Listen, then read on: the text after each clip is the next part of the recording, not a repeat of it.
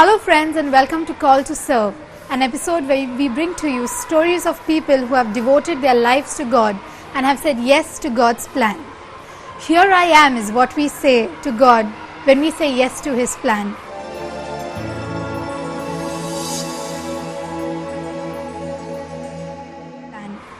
And a person who has said this is Father Norris. Today we are honored to have him with us, and he tells us his story, his testimony. He has been a priest for over 30 years.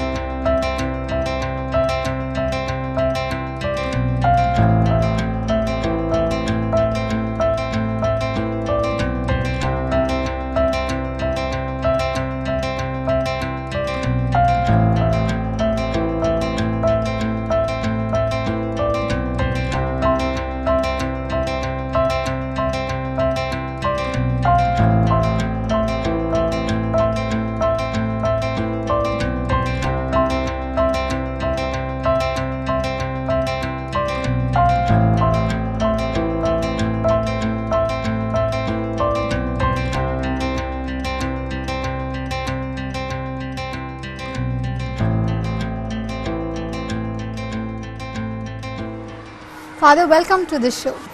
Thank you. Father, before we get into your story, could you tell us a little bit about yourself? Yes, so currently I am based as parish priest at St. Vincent de Paul Church, Khar West. This is my third year there, and over the past 34 years as a priest, I have served in different parishes, in institutions including the Diocesan Pastoral Center, where I was a youth director, and also in the counseling center at Mahim West, which was a beautiful experience of reaching out to children, to young people, to couples, etc. So this is where I am at the moment. That's wonderful, Father. Father, could you tell us a little bit now about your vocation and how you came to find your vocation? It's a long story over many years, but I will try to be brief. I live in Bandra, which is just across from Pali Hill, and we were a family of 9, mom and dad, a sister, and we 7 boys. I got into this culture of wanting to be a priest quite early in life because we were close to the Church of St. Andrews and regularly serving at Mass, being involved in the altar service, in the youth group, sort of helped me gravitate towards things of church, involved with the priests who were very holy. My mentor is the late Monsignor George Fernandez, Monsignor Jonathan Dias, another person who's passed. And there were people like Monsignor Norris, Rodriguez, my principal, Father Rufus, and others. They sort of inspired me with their own life and the work. Serving at the altar somehow made me realize that maybe if I do this, I will have a sense of fulfillment. And taking forward that part, I did what I had to do. Father, that's wonderful. Could you tell me a little bit about how your family upbringing contributed to you being more attentive to God's call and to your call for your vocation? It's a very important question you asked, because contrasting with what happens today, I'm not being judgmental, but the families of years gone by, they were rooted in God. My parents were very prayerful. They were devoted to church, the Eucharist, the Rosary, and we followed that, not out of compulsion, but out of a love. Where mom and dad can do it, we also join in. So this whole atmosphere, the Christianness and the closeness to the church helped me to channel my need or my desire to offer myself to God, basically. Yeah. Father, from that time, from when your family supported you and all of that, and to the time when you joined the seminary, and to the time you were trained, you were initially sharing how the seminary was a wholesome program. Absolutely. In terms of you had study, you had rest, you had games, you had sports, and athletics, dramatics. Yes, totally. So tell us about this phase of your training as a priest. These, how many, 7 years probably? 7 years. Yes. So tell us about this a little bit, what Sure. went through. After I finished my SSC and then I did my BA Honours Psychology, I went to the seminary proper. Now in the seminary, we at that time had 7 years of training, and this training is varied, it's multifaceted. Sometimes people think that, when you go to become a priest or a nun, you're only praying, or you're learning to say, celebrate the Mass, or you're reading the Bible and all heady stuff. No. The seminary is a very normal, homely atmosphere where everything is balanced, whether it is games, whether it is dramatics, whether it is music, choir, studies, picnics, outings, hikes. All this sort of is like a package deal that doesn't insulate you from the world. You are in it and you proceed towards your goal, keeping in mind all these ambiences. And during this time, Father, did you have any time where you actually looked back at your life prior to seminary and was like, am I really making the right decision? Is what I'm doing really right? Did those thoughts ever come, conflicting thoughts? They did come because of two seminarians, senior to me, who left. And then I said, if this man has been in the seminary for so many years, why is he leaving and why am I staying? But that was only a question in my mind, because somehow I really never had second thoughts about being a priest. It only strengthened my will and my resolve that two people less, let more join and let me complete my course.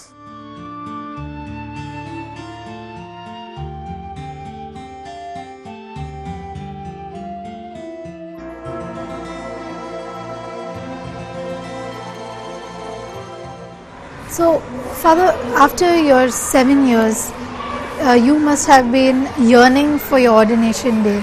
So let's come to that day. I'm sure it must have been a very joyful day and a day Emotional and all of that. So could you tell us about your day of ordination, the theme you chose, the people who were there, and why you chose the theme that you chose? So the day of ordination was 13th April 1985. It was a Saturday on the beautiful oval grounds of St. Pius College Seminary at Goregaon East.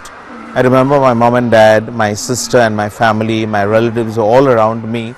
And why do I say it's an emotional moment? Because at one point in that ceremony, when our names are called, are you ready to serve God? We say, yes, I am. And that is the time when our parents lead us to the altar. And from there, the other people take over, as if to say, mummy, daddy ka khatam ho gaya abhi, ab hum unko sambhalenge. So even now I'm tearing up, because I remember that was a very precious moment. It's like your final, in a sense, cut from, not really, but at that point in the seminary. I chose my motto as, Here I am, Lord. It's based on Isaiah's chapter 6, verse 8. Where God asked Isaiah, I need to send somebody. Who will go? And Isaiah said, Lord, here I am, send me. So I placed that caption or my theme or my vision within the guitar, because I play a little guitar, I like music and singing. And I said that guitar is shaped as a hand looking up to God and saying, Le lo, tayar hai banda. Take my life. Take my life, Lord. So that was a very beautiful, I can never forget that ordination day. And every 13th April, whenever that day comes, it is a day that, some of us classmates meet and we relive those moments, because that's when you were stamped as a priest and you could do service within the church. Father, what you've just shared is very, very precious. I think for so many of us also who have to part with our families at different points in time, and I'm sure it must have been a bittersweet moment. Yes. Now you've been a priest now for over 30 years, 34 years to be exact. And I'm sure these years have given you so many experiences, to cherish and remember. But also, I'm sure they've given you struggles, So could you share with us a few instances which have challenged you as a priest? You've seen tough times. Sure. So could you? Nothing comes easy. Everybody, whether it's a priest or a married or a single, a youth, a child, anybody, we all go through our phases. And I had my fair share of them in the priesthood. They weren't earth-shaking ones, but they were moments which, make you feel a little sad, a little, have I done the right choice? Why are people reacting this way? And generally this happens within the context of ministry, the sacramental ministry, where for confirmation or for communion, we have rules and regulations, and the parents say, why are you being so strict? And they complain to the bishop, etc. But the bishops, I must tell you, have always stood by us clergy. We are not doing rules because we love those rules, but we do that so that you love Jesus and the sacrament that you are accepting. That has been one area. Another challenge has been, cases related to properties where we are appointed. Most of the churches have properties from of old, which are not maybe put down correctly, or there are encroachments. Now this is a package deal. As a trustee, you have to deal with that. So sometimes with fear in your heart, you go to a place which has been encroached by the mafia, by the land mafia, and then you have to face them, and they ask you, idhar kyun aaye ho, वगैरह. So, आया हूँ क्योंकि ये मेरी जगह है, कौन बोलता है आपकी जगह है? Then you don't argue with them. But the fact that you've got there and you've been there, they know that there is somebody involved in this, and therefore they are a little careful. So that has been one challenge. I think the biggest challenge for me was in my last parish at St. Anthony's, Malvani, where the municipality was trying to get a huge portion of our church land for road widening, which we all thought was unjust, because they could have taken half from here and half from the other side. But they were taking a lot of land, almost 10,000 square feet from our church, which would compromise the play area of the children, would get the wall very close to church and disturb services. So, but I must tell you that I had a lot of cooperation from my parishioners, including my present Cardinal Oswald Gracious and the bishops and priests. We went to Azad Maidan with 1 or 2 morchas, and we had other morchas and candlelight processions to the ward office, to Mr. Kunte's office at VT, and that project has been stalled at least for the past 4 years. I don't know if it will come again. But these are moments when you say, was I ordained to do this, or was I ordained just to do my church work, my sacramental duties? So just 3 ones that I have mentioned to you, but no regrets.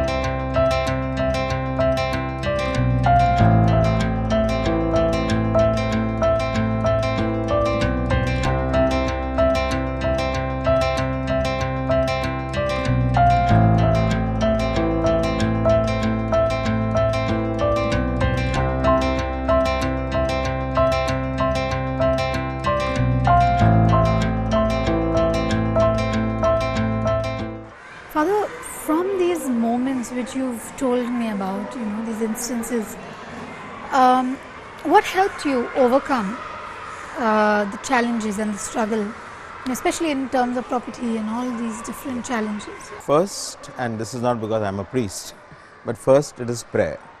This is something that every priest does without necessarily telling you. Every moment of any struggle goes to Jesus, to God in prayer. Take it to the Lord in prayer, we say.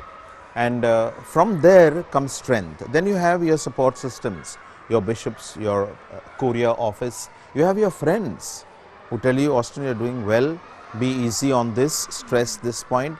And when you have this whole support system, you feel strong. ये मेरे लिए नहीं कर रहा हूँ मैं, हमारी church के लिए कर रहा हूँ. So we go ahead with confidence that we are doing God's will in justice. That was what helped me.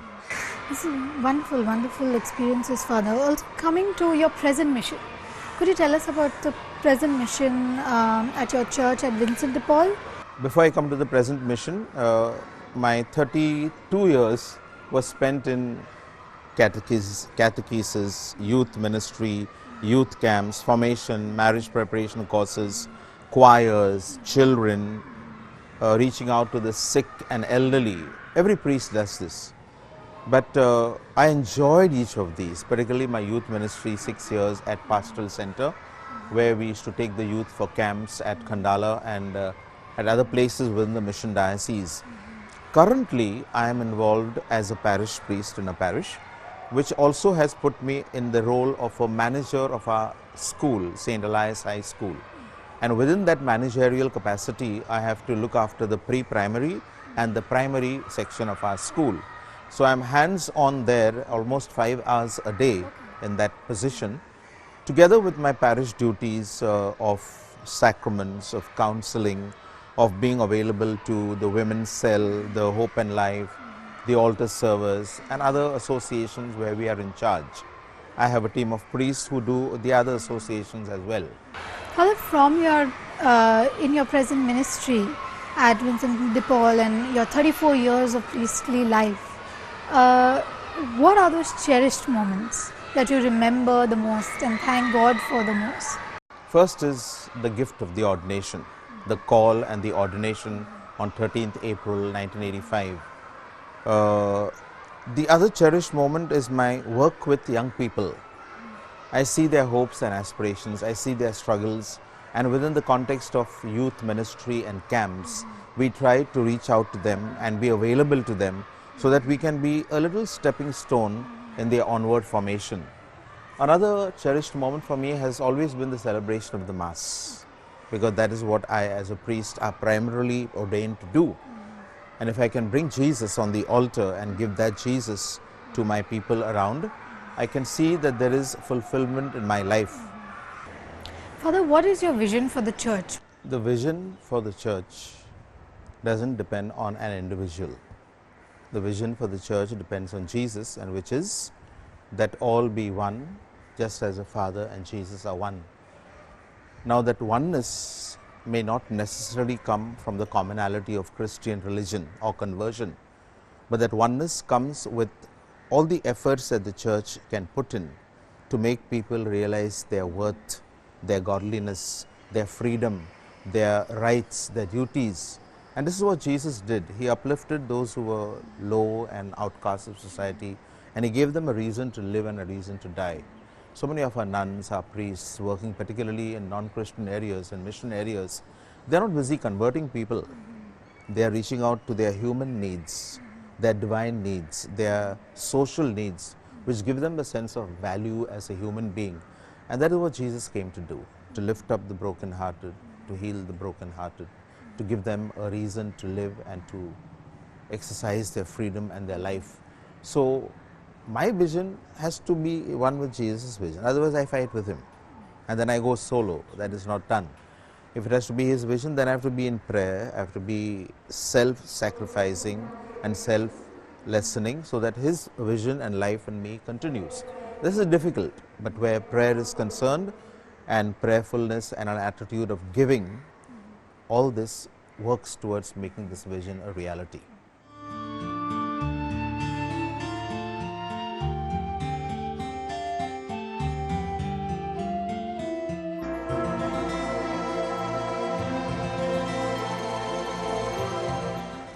Father, we have a number of people watching this program right now, and we have youth who are watching to tune in to know what is their vocation, what is God's mission for their life. We have families tuning in to seek answers, what's next. So what would you have to say to them? What do you want to hear? Come, follow me, said Jesus. And this following is not kids' play. It is for those who take up a challenge, who are willing to study, to reach out, to train, to be happy, people-loving persons, and live in a community. This is the challenge of the priesthood. Any of your secular jobs, and please hold on to them, they give you a lot of satisfaction in terms of money. But the satisfaction that comes from having touched lives, children, elderly, grown-ups, young people, the dying, all this is a sweet relief that comes only from Jesus. So if you really love a challenge, try the priesthood. And you can then perhaps say, like I put on my ordination card, "Here I am, Lord. Is it I, Lord? I will go to your people in my heart." Come, follow Jesus.